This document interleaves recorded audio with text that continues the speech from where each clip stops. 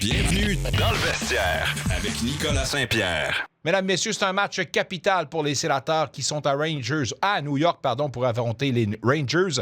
Un match qui sera certainement le sujet principal avec notre prochain invité, M. Zachary Mercier du quotidien Le Droit. Midget 3A est la GMQ, un journaliste sportif qui a franchi toutes les étapes avant de se rendre à la Ligue nationale. À la couverture quotidienne des Sens pour le journal Le Droit, ses analyses atteignent toujours la cible. Attention, ça va brasser.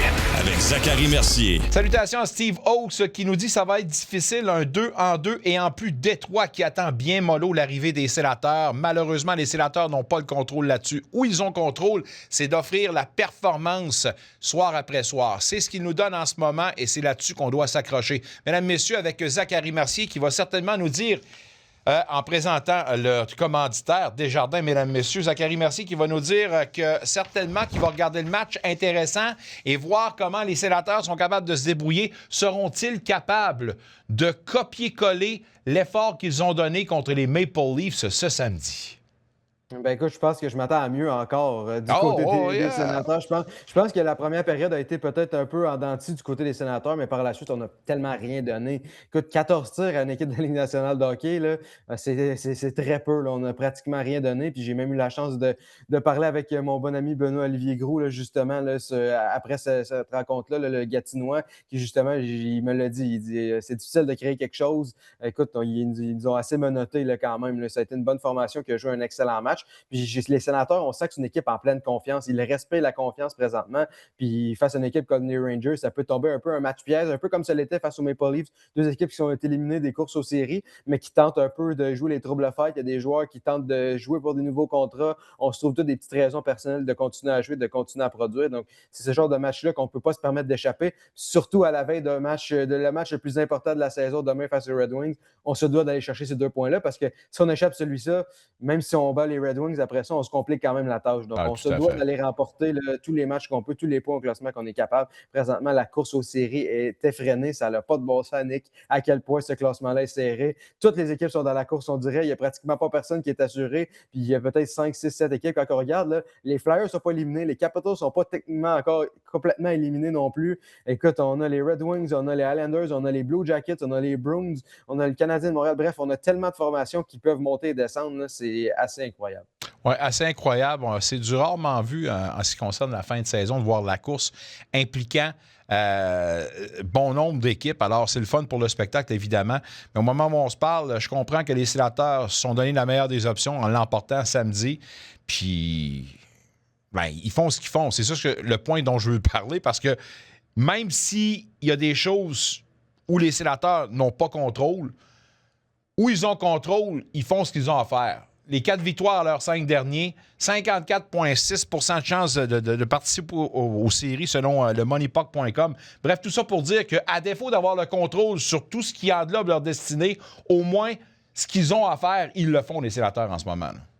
Oui, c'est ça. Ils se concentrent sur exactement ce qu'ils peuvent se contrôler. C'est ce qui s'appelle gagner des matchs de hockey. Puis c'est ce qu'ils font présentement, surtout sur une bonne séquence. Comme j'ai dit, c'est une équipe qui joue en confiance. Nos gardiens de but nous donnent des chances de gagner, ce qu'on faisait peut-être un peu moins en début de saison. Donc là, présentement, tout le monde joue du gros hockey. On a des joueurs qui ont quand même levé leur jeu d'un cran. Là, la défensive, là, qui sans là, on se retrouve avec sans Nick Jensen, sans Jake Sanderson, puis sans Dennis Gilbert. Écoute, ça reste que Dennis Gilbert, c'est peut-être pas la pierre angulaire de cette défensive-là, mais il offrait des bons services depuis son rappel avec les sénateurs, amener un petit peu de papier sablé sur un troisième duo. Ben là, ça va être autour de Lassie Thompson de montrer de quel bois il se chauffe. Je pense que justement, on est rendu là.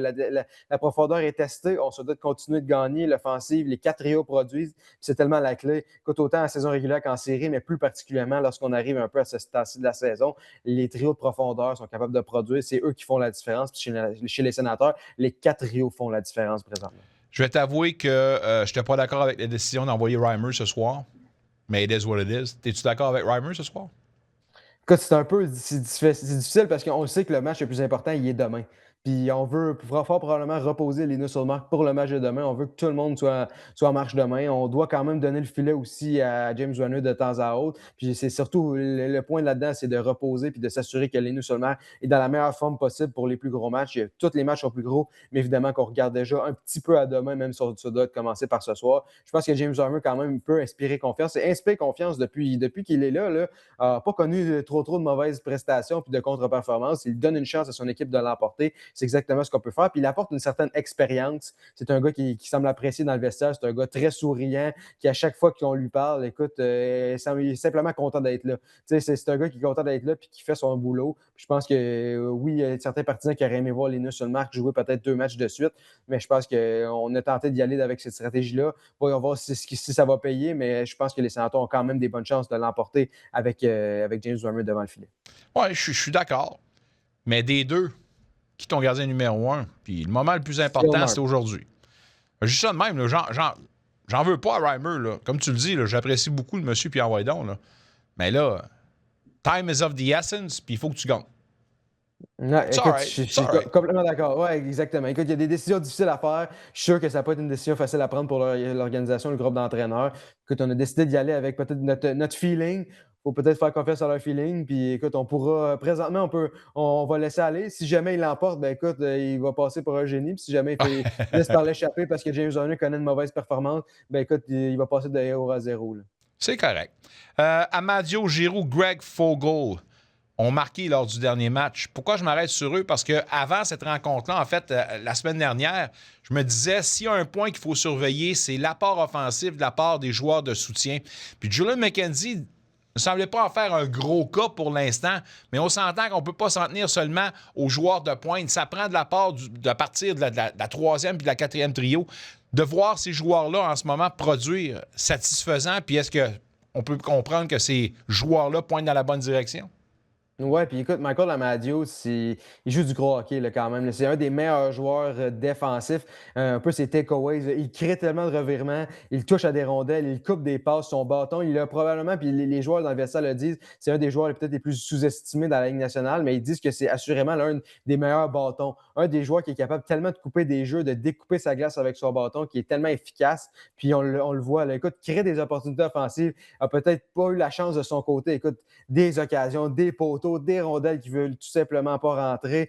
Écoute, il semblait pratiquement, là, il y a une malédiction qui semblait s'acharner sur lui au cours des derniers matchs. Finalement, il a réussi à briser ça en marquant un but. Écoute, c'est pleinement mérité de son côté. Puis c'est ce genre de joueur-là que ça te prend pour gagner. Puis même chose pour un Claude Giroux qui faisait les bonnes petites choses, continue à produire, continue à avoir des mentions d'aide, mais d'être récompensé par des buts, ça fait toujours du bien à la confiance. Puis on l'a vu, là, justement, Claude Giroux qui l'a dit après le match, il n'a comme pas eu trop de réactions suite à son but. Puis il a dit j'étais peut-être juste sous le choc tellement ça faisait longtemps qu'il n'avait pas marqué. Écoute, il n'avait quand même pas trouvé le fond du filet depuis le 2 février dernier. Donc, ça faisait un bon petit bout là, pour Claude là, qui n'avait pas trouvé le fond du filet, mais bien content pour lui. Puis, écoute, les Sénateurs vont le prendre. Là, ce genre de but-là qui vient des employés de soutien, là, c'est tellement crucial dans des matchs que des fois, tu ne joues peut-être pas ton meilleur match ou à tout de moins, ça ne peut pas toujours tout dépendre, comme tu l'as dit, là, de tes grosses vedettes. Ça doit passer par les troisième et quatrième trios. Puis c'est ce qu'on a présentement. On a une contribution de tout le monde. Puis c'est ce qui crée le succès des Sénateurs récemment.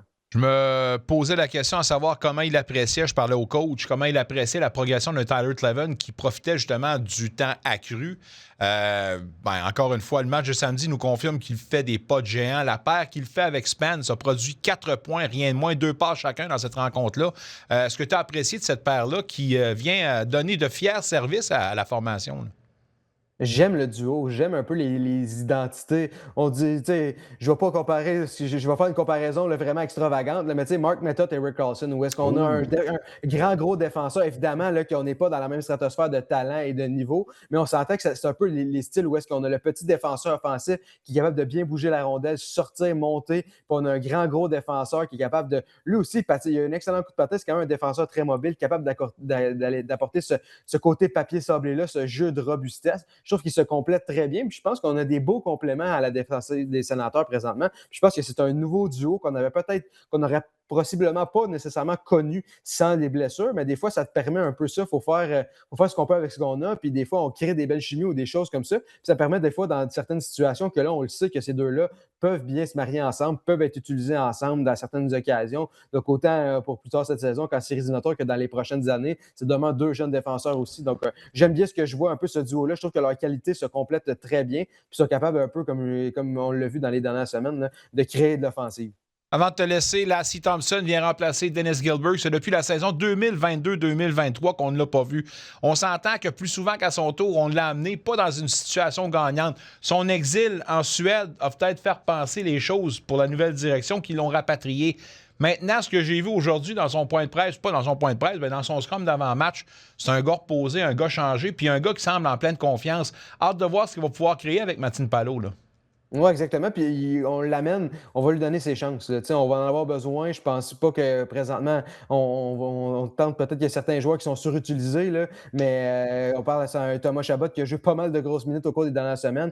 Mais si un Lassie Thompson est capable de rentrer et de donner des bons services, puis il l'a dit, c'est un joueur qui est différent, il est plus mature, il a acquis de l'expérience, il n'arrive pas dans les mêmes circonstances qu'il l'a fait en début de carrière. Peut-être pas avec la même pression non plus, avec ses statuts de choix de repêchage, etc. Quand tu arrives avec un certain statut, là, il arrive là peut-être un peu plus expérimenté, plus prêt, plus en confiance à ce défi-là. J'ai bien hâte de voir de quelle façon il va s'en sortir parce qu'écoute, pour moi, je ne l'ai pas vu beaucoup jouer dans les dernières années, mais j'ai bien hâte de voir ce qu'il est capable de faire dans la Ligue nationale. Puis ça demeure une certaine occasion, puis des occasions comme ça pour ce type de joueurs-là qui tentent de s'établir à temps plein, à tout le moins de prouver à leur organisation qu'ils ont leur place dans la Ligue nationale de hockey, ou même de prouver aux autres organisations qu'il a sa place dans la Ligue nationale de hockey à temps plein. Bien, c'est des opportunités comme ça dans des matchs tellement importants devant la fin de la saison, une course aux séries. C'est exactement là qu'on voit de quel bois se chauffent ces joueurs-là. Zach, merci. On invite les gens à te lire quotidiennement dans le quotidien Le Droit. Sinon, pour nous, notre prochain rendez-vous, ce sera mercredi. Bon match ce soir et à mercredi, mon chum.